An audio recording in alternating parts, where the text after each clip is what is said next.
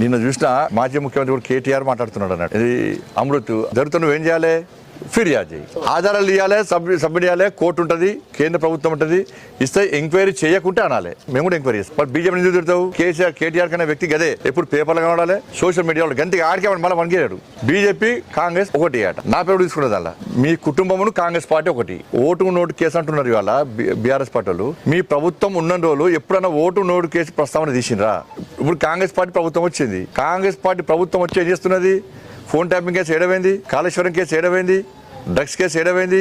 ఇవాళ ఎఫ్టీఎల్ భూములకు సంబంధించి అలా దాదాపు 52 చెరువులు ఈ కేసీఆర్ కుటుంబమే అన్యాక్రాంతం చేసింది, అవినీతికి పాల్పడ్డదని చెప్పి అంటున్నారు. మరి దాని మీద విచారణ ఎందుకు అవుతలేదు? అసలు 6 గంటల మీద ఎందుకు మాడతలేరు మీరు? ఇది కేవలం వాళ్ళిద్దరి మధ్య అండర్స్టాండింగ్.